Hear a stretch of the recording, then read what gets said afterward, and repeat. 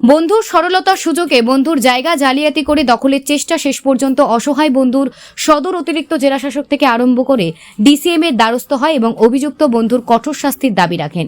ঘটনা আমতলী থানাধীন চারিপাড়া পোল্লানপাড়া এলাকায়। ঘটনার বিবরণে জানা যায়, চারিপাড়া পোল্লানপাড়া এলাকায় জ্যোতিলাল সরকারের দুটি প্লটে 12 গন্ডা জায়গা রয়েছে। সেই জায়গার মধ্যে স্থায়ী বাসিন্দা হিসেবে ছিল জ্যোতিলাল সরকার এবং তার পরিবার। এমনকি তার যে দুটি প্লটে 12 গন্ডা জায়গা রয়েছে, বৈধ দলিলপত্র রয়েছে 1990 সালে। সেই দলিলপত্র তিনি বের করে নেন। দীর্ঘদিন যাবৎ সেই জায়গার মধ্যে জ্যোতিলাল সরকার, তার স্ত্রী এবং তার ছেলে রিপন সরকার বসবাস করে আসছে। 2017 সালে অভাবের তাড়নায় জ্যোতিলাল সরকারের ছেলে রিপন সরকার মধ্যপ্রাচ্যের দুবাই চলে যায়। দুবাই যাওয়ার পূর্বে তার যত কাগজপত্র বের করার দায়িত্ব দিয়েছিল তার এক বন্ধু মুহুরী ধীমান বিশ্বাসকে। এমনকি সব কাগজপত্র বের করে দিয়েছিল। একটা সময় রিপন সরকার যখন মধ্যপ্রাচ্যে চলে যায়, যাওয়ার পূর্বে তার বাড়ির সমস্ত কাগজপত্র বন্ধু হিসেবে পরিচিত ধীমান বিশ্বাসের কাছে দিয়ে চলে যায়। কারণ তার বাবা ওই সময় অসুস্থ ছিল। তারই মধ্যে 2022 সালে জ্যোতিলাল সরকারের মৃত্যু হয়। আর এই সুযোগ কাজে লাগিয়ে ধীমান বিশ্বাস তার যে জায়গায় রয়েছে 12 গন্ডা জালিয়াতি করে ধীমান বিশ্বাসের বাবা মধুসূদন বিশ্বাসের নামে করে নেওয়ার চেষ্টা করে। এমনকি ভুয়ো দলিল বের করে নেয়। কিন্তু রিপন সরকার তা কিছুই বুঝে উঠতে পারেনি। পরবর্তী সময় রিপন সরকার 2024 সালে যখন বাড়িতে চলে আসে, তার জায়গায় সঠিক রয়েছে কিনা বাধারঘাট তহসিল কাছারিতে গিয়ে যাচাই করে আসে এবং বাড়িতে একটি ঘর তোলার পরিকল্পনা নিয়ে সেখানে গিয়ে দেখতে পায় তার বাড়ির জায়গা ধীমান বিশ্বাস ভুয়া দলিলপত্র বের করে দখলের চেষ্টা চালায়। পরবর্তী সময় রিপন সরকার বিভিন্ন জায়গায় দৌড়াদৌড়ি করতে শুরু করে। প্রথমে বাধারঘাট তহসিল কাছারি রেজিস্ট্রি অফিস, ডিসিএম অফিস, পরবর্তী সময় এসডিএম অফিস এবং তারপরেও ডিএম এর অফিসে গিয়ে তদন্ত চালায়। কিন্তু দেখা যাচ্ছে বন্ধুর সরলতার সুযোগ লাগিয়ে ধীমান বিশ্বাস তার সেই জায়গাটি তার বাবা মধুসূদন বিশ্বাসের নামে জালিয়াতি করে ভুয়ো দলিল বের করে নেয়। এদিকে রিপন সরকার সেই ঘটনা জানতে পেরে চক্ষু যেন চড়ক গাছ হয়ে ওঠে। একটা সময় আইনের আশ্রয় নেয় এবং অভিযুক্ত ভুয়া মুহুরী ধীমান বিশ্বাসের কঠোর শাস্তির দাবি রাখছে। পাশাপাশি তার সাথে যে প্রতারণা করেছে তার বন্ধু ধীমান বিশ্বাস, তার সুষ্ঠু তদন্ত দাবি রাখছে। এদিকে এলাকার জনগণের কাছ থেকে জানা যায়, মুহুরী ধীমান বিশ্বাসের অনেকের সাথে এমন প্রতারণা করেছেন। তার সাথে সাহায্যের হাত বাড়িয়ে দিচ্ছে বাধারঘাট তহসিলদার কৃষ্ণ মজুমদার। এদিকে রিমন সরকারের সরলতার সুযোগ পেয়ে তার 12 গন্ডা জায়গা বলপূর্বক দখলের চেষ্টা চালিয়ে যাচ্ছে। যদিও রিপন সরকারের হাতে সম্পূর্ণ বৈধ দলিলপত্র রয়েছে, অন্যদিকে আরও প্রশ্ন উঠতে শুরু করেছে, সম্পূর্ণ বৈধ দলিলপত্র রিপন সরকারের কাছে থাকার পরও কি করে ভুয়া দলিলপত্র বের করে নেয়, তা প্রশাসনের নিকট দাবি রাখছে সুষ্ঠু তদন্তের। নমস্কার, আমার নাম রিপন সরকার। আমি এখানে স্থায়ী বাসিন্দা। আমার সমস্যা হয়েছে জানি আমার দ্বারা অরিজিনাল সব বাবার দলিলপত্র দিয়ে, দুইটা দলিল দুই দাগের, ঠিক আছে। ঘটনা হয়েছে, মনে করেন যে আমি এখান থেকে প্রায় 2017 বিদেশ গেছি, ঠিক আছে। তো 17 বিদেশ যাওয়ার পরে আমার বাবা মারা গেছে 2022-এ, ঠিক আছে। 22-এ মারা যাওয়ার পরে মনে করেন যে আমার যেহেতু কাগজপত্র আসলে সব কিছু ডিমান্ড সরকার, ওই সিনেমার বাপের নাম হচ্ছে মধুসূদন বিশ্বাস, ঠিক আছে।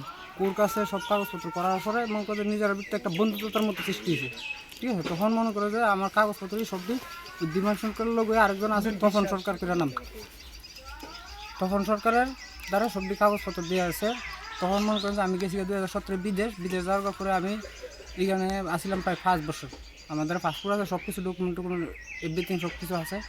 তখন মনে করেন যে আমি বিদেশ থাকার সময় আমি পেপারে পাইছি যে এখানে বাইপাস হইতেছে, বাইপাসে আমার বাবার নাম আছে জায়গা। তখন আমি বিদেশ থেকে আসার পরে তারপরে আমি নোটিশ আনতে গেছি বাজারঘাট তহসিলে। যাওয়ার পরে করতেছে যে আমার বাপের জায়গা নাকি আমার বাপের বেঁচে গেছে গা মধুসূদনের দ্বারা, ও নাকি নামদারের লেগে জমা দিছি। তখন আমি কইলাম যে বলে তেলে দাদা তাহলে আমার দলিলটা দৌ, আমার বাপের বেঁচে গেছে না কী করছে আমি এটা দেখতাম। তখন আমার নাম্বার দিয়েছে, নাম্বার দেওয়ার পরে আমি 3-4 বার মনে করে চেক করছি, চেক করার পরেও কোনো কিছু পাইলাম। তারপরে এটা নিয়ে এসে আমি আবার ডুগলি ডিসিএম স্যারের দ্বারাও এটা কমপ্লেন করা আছে, আমাদের কাগজপত্র আছে। তাহলে এমনি মনে করেন যে এখান থেকেও কোনো ইউটিউব পাওয়া যেতেছে না। তারপরে এর ভিতরে মনে করেন যে এখন বাবা 150 সার্ভের মূল্যে মনে করেন যে আমার নামে জায়গা হওয়ার পরে হ্যাঁ মনে করেন যে উল্টা পাল্টা মনে করেন যে আমার নামে আরটিআই কেমনি কিতা করছি কি আসে বিষয় তো মনে করেন যে হ্যাঁ তো হুমকি দাম কি তো আসেই। জায়গা কি হ্যার নামে করছে, বাবার নাম করে দিয়েছে? বাবার নামে করে নিয়েছি, ওর বলতে আমি কালকেও গিয়েছি, ঠিক আছে। যে অরিজিনাল ওটার লাগি হ্যার যে দলিল করছে ওইটা আমি বাইর করছি, যেভাবে বুক বাইর করার পরে আমি মনে করেন যে এটা আরটিআই ফাটাইছি। আরটিআই ফাটানোর পরে রেজিস্ট্রি অফিসে যাওয়ার পরে মনে করে যে আর মহিলা এসে যাওয়ার পরে মনে করে যে হ্যার যে দলিলের কাগজ নাই, কাগজ ছিঁড়া। তখন আমি গেলাম তাহলে তো আমার কমসে কম একটা দিতে না, আনসার দিতে না। তো এটা কোনো আনসার হয়েছে না, কইছে এটা কোনো কিছু না, এটা দিমানের বাপে মধুসূদনের নামে অরিজিনাল। তাহলে অরিজিনাল হইলে তাহলে কাগজপত্র তো আমার ডকুমেন্ট দেখাইব, এখান থেকে আমার কোনো কিছু আনসার দিচ্ছে না, কিন্তু হ্যাঁ বলে এটা ভেরিফাই করে লইছে, হ্যাঁ এটা অরিজিনাল। তা আপনার যে কাগজপত্র রয়েছে অরিজিনাল নাকি? আমার দ্বারা তো দলিল ফর্সা যা আছে সব কিছু আছে। তা আপনি ঘটনাটা কি মনে করতেছেন? ঘটনাটা এটা 100% 100% মনে করেন যে মিথ্যা, জালিয়াতি করছে? একদম জালিয়াতি মনে করেন যে জাগার দালালি সিস্টেম, এটা মনে করেন এর ভিতরে একটা সিন্ডিকেটের মতো আছে, বুঝছেন? একটা সিন্ডিকেটের মতো করে সেটা মনে করেন যে হ্যাঁ এরকম এরকম আরো বহুত মানুষের থেকে। আপনি কার কার কাছে জানাছেন ব্যাপারটা?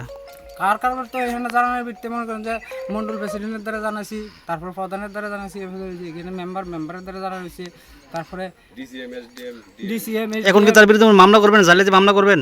জালিয়াতি মামলা অবশ্যই করবো, এটা আমি আমার বাপের সম্পত্তি, এটা আমি কেমনে ছেড়ে দেবো? তা আপনি সরলতার সুযোগটা কাজে লাগাচ্ছেন নাকি? কাগজ দিয়ে এইটাই মেন কথা, এইটাই যে আমার সরলতার সুযোগটা হ্যাঁ মনে করেন যে খাতা রয়েছে, বিশ্বাস করে আজকে ওর দ্বারা সব কিছু দিয়ে গেছি, আজকে আবার সব কাগজপত্র হ্যাঁ বেড়া কইরা সাইরা সব কিছুই কইরা সাইরা, ওখানে আমি বিশ্বাসের ভিতরে মনে করেন যে বিশ্বাসের। কোন জায়গা এটা? এটা সারিপাড়া ফলানপাড়া 108 নম্বর রোডে আমার জায়গা পড়ছে। কতটুকু জায়গা এখানে? এখানে জায়গা হয়েছে 12 ঘন্টা জায়গা, দুইটা দলিল আছে, দুইটার মধ্যে একটা মধ্যে 4 ঘন্টা, একটা মধ্যে 8 ঘন্টা। কত বছর আগে জানেন জায়গাটা জানেন আছে? বছরের কথা তো আমি কইতার না, 30 বছর আগে। কি জানেন কি বাড়ি আসলে এখানে? ইহানো তাইনের গোর আছেন, বাড়ি আছেন, তাইনে আছেন, তাইনের বেডি আছেন। আপনার কি বাড়ির পাশে আপনার বাড়ি নাকি? ওই দুইন বাজু, রাস্তার দুইন বাজু। আচ্ছা, পরবর্তী সময় জানেন নি বিক্রি করছে কারোর জায়গাটা এমন? না, এই কথা জানি না, বেচতে যায়। এখন শুনলাম নাকি কেউ নাকি জায়গাটা চাইছে নিয়ন লাগে কাগজপত্র করতো, এমন একটা খবর হয়েছে। আপনি কি জানেন কিছু? এই কথা মানুষের মুহ নেই কি, এই দিমানে বলে জায়গাটা বলে কিনতে সেই তুই জানি কোন পাড়া প্রতিবেশী কেউ জানেনি জায়গাটা কিনছে যে? না, কেউ কইতার তো না। আপনার কি মনে হয় ঘটনাটা? আমার মনে হয় এই জায়গাটা তা ইয়া কইরা সেরা, জালেতে কইরা সেরা এইটা করছে, নেওয়ার চেষ্টা করতেছে নাকি? নিবা লাগি চেষ্টা করতেছে। আপনার পাড়া প্রতিবেশী কি চান এখন? ঘটনাটা কি চান আপনারা?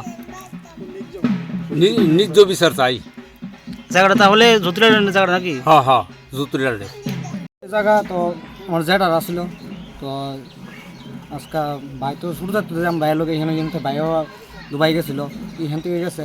হ্যাঁ, এই জায়গাটা জেঠার হয়ে আসলো, তো ওখানে ওই যে ডিমান্ড হ্যাঁ চাইতেছে, এটা মানে নিয়ম লেগে চেষ্টা করতেছে। হ্যাঁ, তো আগে প্রায় সময় কাগজপত্র কার নাম আছে, দলিল কার নাম আছে? তো জেঠার নামে আছে, সম্পূর্ণটা আছে না? সম্পূর্ণ আছে পুরো আমার জেঠার তো নামে। কি করে হ্যাঁ নিতে চাইছে? বাটপাড়ি চাইতেছে না, এটা মানে হ্যাঁ আগে তো মানুষের জায়গা আমি তোর বাটপাড়ি করে জায়গা নেই, তারপরে আমার জেঠার জায়গাটা এখন নিত্য চাইতে চেষ্টা করতেছে, আরও প্রায় মানুষের জায়গা এমন নিচ্ছে। তো আপনারা পাড়া প্রতিবেশী কি চান ঘটনাটা? হ্যাঁ, ন্যায্য বিচার চাই জায়গাটা তাহলে? হ্যাঁ, আমার জেঠারে থাকো, এটা তো তার নামে আছে না? এর নামে ন্যায্য বিচার চাই, এটাই চাই।